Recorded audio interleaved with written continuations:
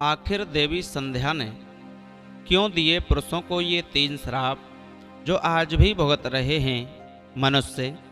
नमस्कार, जय श्री राधे, जय श्री कृष्णा। दोस्तों, आज की वीडियो, आज का ये प्रसंग बड़ा ही अद्भुत और रहस्यमयी होने वाला है।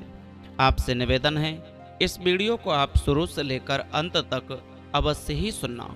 दोस्तों, समाज के लिए बहुत ही कल्याणकारी है और यह जानना भी जरूरी है कि आखिर देवी संध्या ने क्यों दिए थे पुरुषों को ये 3 श्राप जो आज लोग भुगत रहे हैं। दोस्तों, भगवान शिव के भक्त नंदी को तो आप जानते ही हैं, जो हर जगह भगवान शिव के साथ ही वो नंदी रहते हैं, उनके पास ही रहते हैं। जिस नंदी पर भगवान शिव अपनी सवारी करते हैं, तो उन्हीं भक्त नंदी ने अपने भगवान शिव से एक बार कहा कि हे प्रभु, हे दीनों के दीन दयाला, हमारे मन में एक शंका है और उस शंका का समाधान करने के लिए मैं आपसे प्रभु कुछ पूछना चाहता हूँ। यदि आपकी आज्ञा हो तो मैं अपनी बात आपसे कह सकता हूँ क्या? भगवान शिव कहते हैं कि हे प्रिय भक्त नंदी, निसंकोच होकर के पूछिए, क्या तुम्हारे मन में शंका है?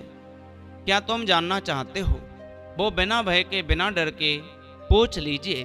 तब नंदी कहते हैं कि हे प्रभु, हे शिव, जिस तरीके से भगवान हर विष्णु अपने भक्तों में समान दृष्टि, समान भाव रखते हैं, उसी तरह से प्रभु आप भी अपने भक्तों में समान दृष्टि और समान भाव से उनको देखते हैं। जिस तरीके से भगवान हर विष्णु के भक्त जो भी अपने मन में वह सोचते हैं, तो भगवान हर विष्णु अपने भक्तों के मन की बात को जान लेते हैं कि हमारा भक्त क्या सोच रहा है, हमारा भक्त क्या चाह रहा है। और वही भगवान हर विष्णु अपने भक्त के लिए कर देते हैं। उसी तरीके से हे प्रभु, क्या आप भी अपने भक्तों के मन की बात को समझ जाते हैं और जान लेते हैं कि आपका भक्त क्या सोच रहा है और आपसे क्या पूछेगा? जो मैं पूछना चाहता हूँ वो तो आप जानते ही हैं। भगवान शिव कहते हैं कि हे भक्त नंदी, फिर भी आप निसंकोच होकर के पूछ लीजिए, ताकि आपके मन से और हमारे बताने से इस समाज के लिए कुछ जानकारी हासिल हो सके। तो दोस्तों, भक्त नंदी भगवान शिव से कहते हैं और पूछते हैं कि हे प्रभु, मेरे मन में शंका इस प्रकार है, मैं जानना चाहता हूं कि आखिर देवी संध्या ने पुरुष जाति के लिए 3 कौन से श्राप दिए थे जो आज भी मनुष्य भोग रहा है? वे श्राप कौन से थे या कोई वरदान थे?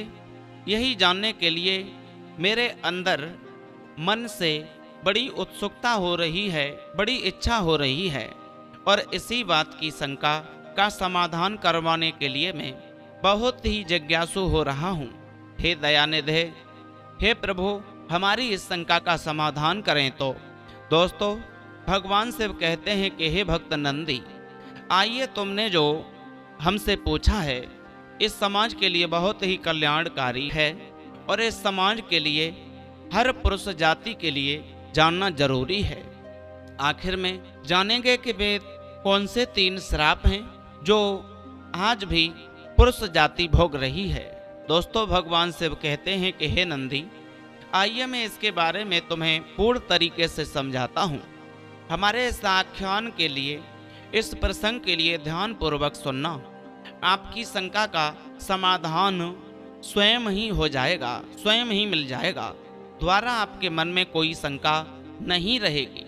तब नंदी कहते हैं कि हे प्रभु, आप अपने आख्यान के लिए, इस प्रसंग के लिए हमारे लिए अवश्य ही सुनाइए, मैं ध्यान पूर्वक सुनूंगा। भगवान शिव कहते हैं कि हे भक्त नंदी, बात उस समय की है जब सृष्टि की रचना आरंभ हुई। तब ब्रह्मा ने दाहिने अंग से स्वामी मनु और उनके बामा अंग से शतरूपा का जन्म हुआ। इन्हीं दोनों से मनुष्य की उत्पत्ति हुई। दोनों से 2 पुत्र हुए, प्रिव्रत और उत्तानपाद, और 3 पुत्रियां हुई थीं, आकुति, देवूति और प्रसूति। आकुति का विवाह रुचि प्रजापति के साथ में हुआ था और प्रसूति जो थी वो दक्ष के लिए ब्याही गई थी और देवहूति का विवाह महर्षि करदम से किया था और इन दोनों की संतानें हुईं। वो एक पुत्र हुआ और 9 पुत्रियां हुई, जिनमें से अरुंधति भी एक थी। एक पुत्र जो हुआ था उसका नाम कपिल था और जो 9 पुत्रियां हुई थीं वो इस प्रकार थीं: कला, अनुसुईया, श्रद्धा, हव, गते, क्रिया, ख्याति, अरुति एवं शांति। ये 9 पुत्रियां हुई थीं। भगवान शिव कहते हैं कि हे प्रिय भक्त नंदी, माता अरुंधति जो थी यह माता अनुसुईया की छोटी बहन थी और अपनी बहन की महान सती भी थी। अनुसुईया का विवाह तो आगे चलकर के महान ऋषि अत्रि के साथ में हुआ था और महर्षि वशिष्ठ से विवाह करने के लिए इस औरत ने घोर तप किया था और उस तप की प्रेरणा भी इन महर्षि वशिष्ठ से ही मिली थी। वास्तव में जो अरुंधति थी यह पूर्व जन्म में स्वयं ब्रह्म कन्या संध्या थी। तब नंदी पूछते हैं कि हे प्रभु, यह ब्रह्मा की कन्या जो संध्या थी ये कैसे थी और इसके पति वशिष्ठ कैसे हुए? इस तरीका से वशिष्ठ ने ही इसे तपस्या करने के लिए प्रेरणा दी। इस बारे में आप हमको बताने की कृपा करें। तब भगवान शिव कहते हैं कि हे नंदी, जब ब्रह्मा ने सृष्टि का निर्माण करने हेतु रचना आरंभ की तो भगवान के ध्यान में मस्त बैठे हुए थे। तो ध्यान के जरिए से उनके मन के द्वारा एक पुत्री का जन्म हुआ था जिसका नाम था संध्या। संध्या ब्रह्मा जी की मानसी पुत्री थी जो मन के द्वारा सोचने से पैदा हुई थी। यह देखने में बहुत ही सुंदर थी, इतनी सुंदर थी ब्रह्मा जी की दृष्टि जब इस संध्या के ऊपर पड़ती है तो ब्रह्मा जी के अंदर काम उत्पन्न हो गया। वैसे तो ब्रह्मा जी के अंदर कोई विकार उत्पन्न होता ही नहीं है। जिस तरीके से भगवान हरि विष्णु विकार से परे हैं उसी तरीका से ब्रह्मा जी भी विकार से परे हैं।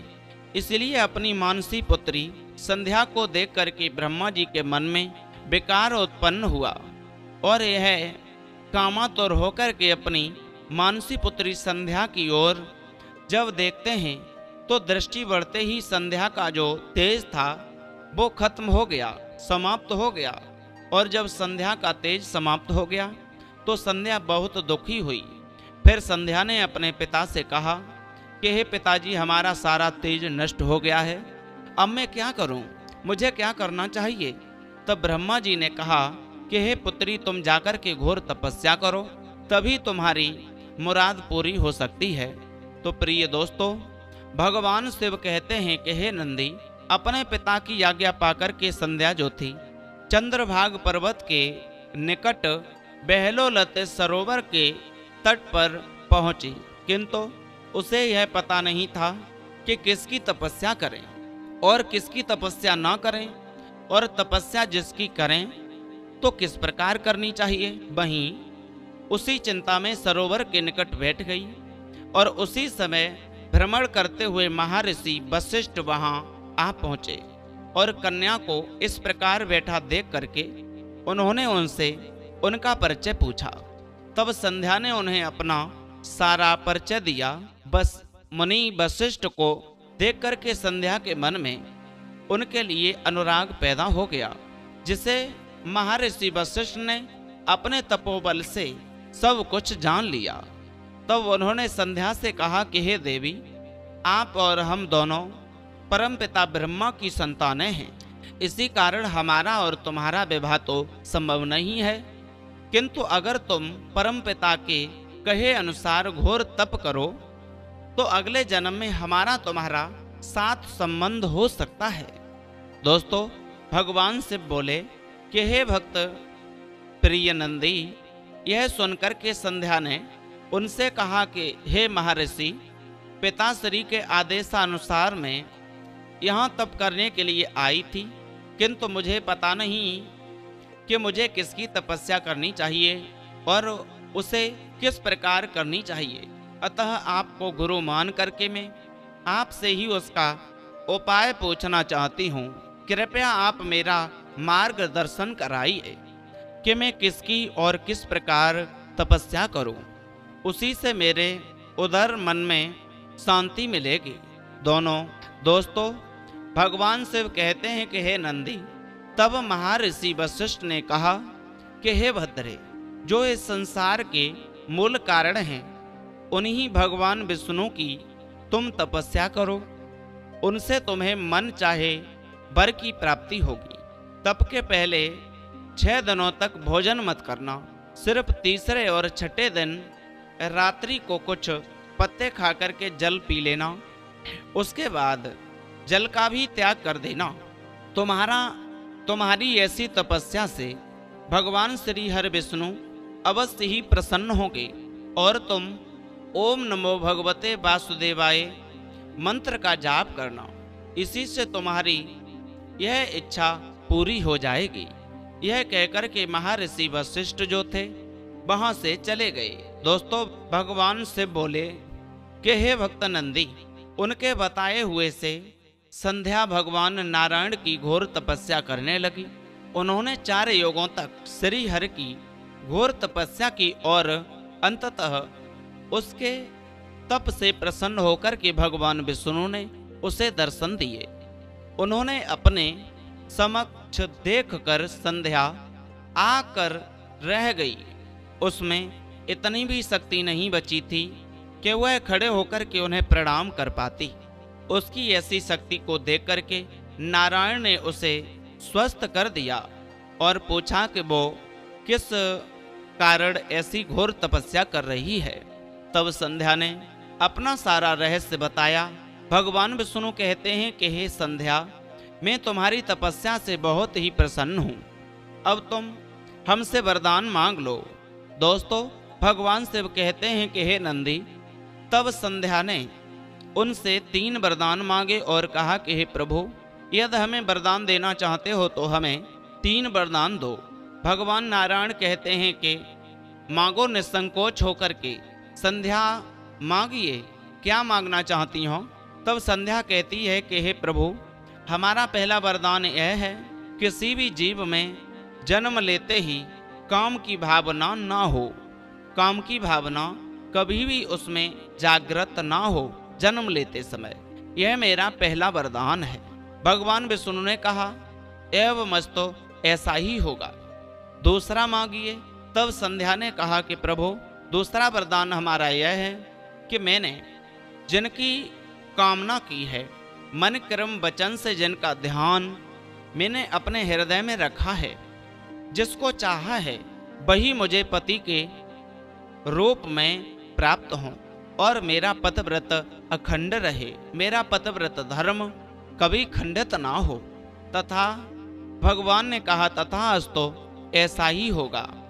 भगवान विष्णु ने यह भी वरदान दे दिया। उसके बाद में कहा कि हे संध्या, आखिरी तीसरा वरदान मांगो। तब संध्या बोली कि हे प्रभु, मेरा तीसरा वरदान इस प्रकार है कि मेरे पति के अतिरिक्त और कहीं भी मेरी काम दृष्टि ना हो। उनके अतिरिक्त जो कोई भी मुझे सकाम भाव से देखे तो वो तत्काल नपुंसक हो जाए, यानी नामर्द हो जाए। भगवान ने तथास्तु कह दिया और 3 वरदान जो थे भगवान नारायण ने संध्या को दे दिए। दोस्तों, इन्हीं 3 वरदान के अनुसार जो पहला वरदान था कि किसी भी जीव में जन्म लेते ही काम की भावना ना हो, तो यही वरदान एक पुरुष जाति के लिए, हर प्राणियों में, संसार में पुरुष जाति के लिए एक श्राप बन गया। दोस्तों, भगवान शिव कहते हैं कि हे नंदी, तब श्री हरि ने प्रसन्न होकर के कहा कि पुत्री, तुमने उचित वरदान मांगे हैं। मैंने तुम्हारी इच्छा के अनुसार 3 वरदान तुम्हें प्रदान किए हैं और मैं तुम्हें फिर वर देता हूं कि अगले जन्म में तुम्हारी इच्छा के अनुसार तुम्हें पति प्राप्त होगा और तुम दोनों कल्प के अंत तक जीवित रहोगी। कोई अन्य पुरुष अगर तुम पर काम दृष्टि डालेगा तो वह तत्काल नपुंसक हो जाएगा, नामर्द हो जाएगा। आज के पश्चात कभी भी जीव में जन्म लेते ही काम भावना जागृत नहीं होगी। मनुष्य की 4 अवस्थाओं में बाल्य, कौमारी, यौवन एवं वृद्धापन में से अन्य 3 में तो काम भावना जागृत हो पाएगी, किंतु बाल अवस्था में नहीं। अब तुम जाओ और चंद्रभाग पर्वत के निकट महर्षि मेधातिथि 12 वर्षों से यज्ञ कर रहे हैं, जो आज समाप्त होने वाला है। उसी यज्ञ की अग्नि में तुम अपने शरीर का त्याग करो। मेरे आशीर्वाद से तुम अग्नि कन्या बन जाओगी और कोई तुम्हें देख नहीं पाएगा। यह कहकर के दोस्तों भगवान शिव बोले कि हे नंदी, श्री हरि ने अपने चरणों से संध्या को स्पर्श किया, जिससे वो यज्ञ के हविष्य के रूप में बदल गई और वे अदृश्य हो गई। उसके बाद श्री हरि वहां से अंतर ध्यान हो गए। दोस्तों भगवान शिव कहते हैं कि हे नंदी, भगवान विष्णु की कृपा से अदृश्य होकर के संध्या महर्षि मेधा तिथि के यज्ञ में गई और वहां महर्षि वशिष्ठ को पति रूप में पाने की कामना लेकर के उसने यज्ञ कुंड में अपना शरीर समर्पित कर दिया। उस अग्नि में भस्म होने के बाद उत्पन्न उनकी पवित्र ऊर्जा को स्वयं अग्निदेव सूर्यपुत्र के पास में ले गए और सूर्यदेव ने उसके 2 भाग करके सृष्टि के कल्याण हेतु अपने रथ पर स्थापित कर दिया। यही 2 भाग प्रातः काल और संध्या काल कहलाए हैं। जो ये संध्या के 2 भाग सूर्यदेव ने कर दिए। जो ऊपर वाला सिर वाला भाग जो किया उसी के लिए प्रातः काल कहा गया और नीचे वाला जो भाग था उसके लिए संध्या काल कहलाया गया। भगवान शिव कहते हैं कि हे नंदी, अगले जन्म में वही संध्या महर्षि करदम की पुत्री के रूप में जन्मी और उसका नाम रखा गया अरुंधति। जब 5 वर्ष की हुई तब स्वयं भगवान ने महर्षि करदम को यह आदेश दिया कि इस कन्या को उचित शिक्षा के लिए इससे माता सावित्री और माता बाहुला के पास भेज दो। वहां जाकर के यह उचित शिक्षा प्राप्त करे। तब उनकी आज्ञा अनुसार महर्षि करदम सावित्री और बहुला से मिले और उन्हें अपनी कन्या सौंप दी और कहा कि हमारी बेटी इस अरुंधति के लिए अच्छे चरित्र की शिक्षा देने की कृपा करें। तब सावित्री और बहुला ने कहा कि आपकी बेटी जो अरुंधति है यह पहले से ही सत्य और पवित्र चरित्र की है, हम इसे क्या शिक्षा प्रदान करें। जवाब दिया, फिर भी आप इसको अच्छी से अच्छी शिक्षा प्रदान कीजिए। उसके बाद में करदम वहां से चले आते हैं। उन दोनों की देखरेख में अरुंधति ने 16 वर्ष में प्रवेश जब किया और उन्हीं के समान सर्वगुण संपन्न वो भगवान शिव कहते हैं कि हे प्रिय नंदी, एक दिन वो मानस पर्वत पर भ्रमण कर रही थी जहां उन्होंने महर्षि वशिष्ठ को देखा। उन्हें देख करके उसे अपने पूर्व जन्म की बात स्मरण हो गई, याद आ गई और उसने वशिष्ठ को मन से ही अपना पति मान लिया। जब माता सावित्री को इस बात का पता चला तो उन्होंने अरुंधति को पुनः महर्षि करदम को सौंप दिया। उनका विवाह महर्षि वशिष्ठ से करने का सुझाव दिया। फिर बाद में उनका विवाह महर्षि वशिष्ठ के साथ हुआ और दोनों सुखपूर्वक अपने आश्रम में रहने लगे। इन दोनों का स्थान सप्तर्षि तारा मंडल में बताया गया है। भगवान से बोले कि हे प्रिय नंदी, एक बार महर्षि वशिष्ठ अन्य सप्तऋषियों के साथ 12 वर्ष की घोर तपस्या के लिए चले गए। उस काल में अरुंधति अकेली अपने आश्रम पर ही रहती है। देव योग से सप्तऋषियों ने ऋषियों के जाते ही भयानक दुर्भिक्ष पड़ा। 7 दिनों तक देवी अरुंधति के मुख में अन्न का एक दाना तक नहीं गया, एक निवाला भी नहीं निकला। तब उन्होंने केवल वायु पीकर भगवान शिव की आराधना आरंभ करी ताकि उनका अंत हो जाए। तब उनकी परीक्षा लेने के लिए 21वें दिन जब स्वयं भगवान शिव आश्रम पर एक वृद्ध बन करके गए तो भगवान से बोले कि हे नंदी, जब मैंने वहां जाकर अरुंधति से कुछ खाने के लिए मांगा तब अरुंधति ने क्षमा याचना करते हुए महादेव यानी हमसे कहा कि मेरे पास तो खाने को कुछ नहीं है। तब मैंने कुछ बदरी के बीज दिए और उन्हें पकाने को कहा। अरुंधति उसे पकाने बैठी। समय काटने के लिए उसने हम जैसे वृद्ध रूपी भगवान शिव से धर्म कर्म की बातें आरंभ कर दी। तब मैं उसे धर्म का वास्तविक रूप समझाने लगा। भगवान से बोले कि हे नंदी, कि हमारी माया के कारण जब तक अरुंधति ने उस बदरी के बीजों को पका दिया तब तक 12 बरस बीत गए और उनकी कृपा से अकाल भी समाप्त हो गया। किंतु अरुंधति को लगा जैसे कुछ समय ही बीता हो। उसी समय सप्तऋषि अपनी तपस्या समाप्त कर वहां पधारे। तब उन्हें देख करके अरुंधति आश्चर्य से बोली कि आप सब तो 12 वर्षों के लिए गए थे, किंतु इतनी जल्दी कैसे आ गए? तब महर्षि वशिष्ठ ने आश्चर्यचकित होकर के उन्हें बताया कि वे सब 12 वर्ष के पश्चात ही वापस आए हैं, 12 वर्ष के बाद ही आए हैं। उसके बाद सातों महर्षि इस बात पर बहस करने लगे कि उन सातों में किसकी तपस्या सबसे उत्तम थी। तब कोई निर्णय नहीं हुआ तो अरुंधति ने वृद्ध रूपी महादेव से यानी हमसे इसका निर्णय कराने को कहा।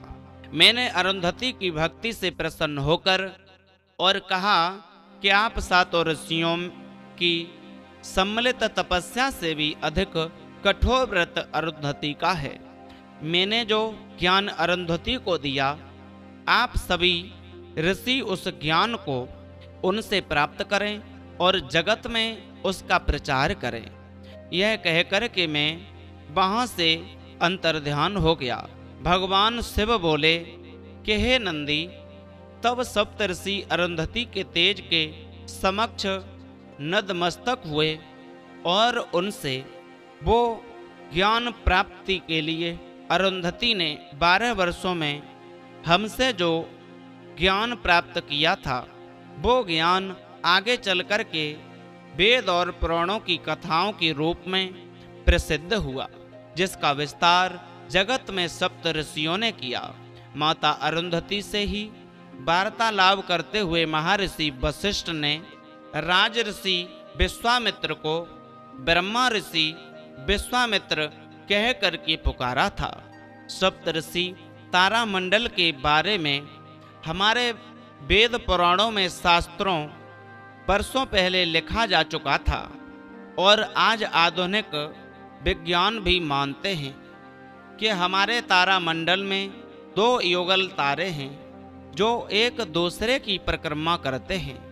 वे महर्षि वशिष्ठ और माता अरुंधति ही हैं और आज भी वैज्ञानिक उन युगल तारों को अरुंधति वशिष्ठ के नाम से ही जानते हैं। धन्य ऐसी महान सती जिनकी महिमा से हमारा भारतीय समाज ओतप्रोत है और बड़े सम्मान से माता अरुंधति का नाम यह समाज ले रहा है।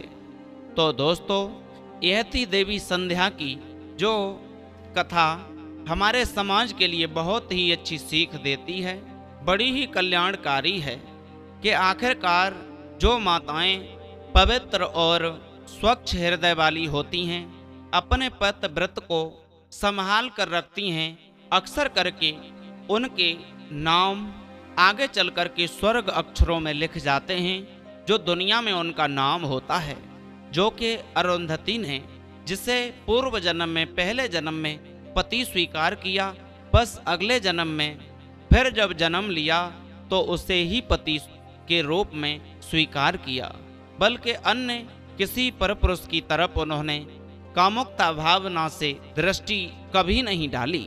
उम्मीद है आपको ये वीडियो जरूर पसंद आई होगी। यदि अच्छी लगी तो चैनल सब्सक्राइब करें, लाइक शेयर कमेंट करना न भूलें। फिर मिलते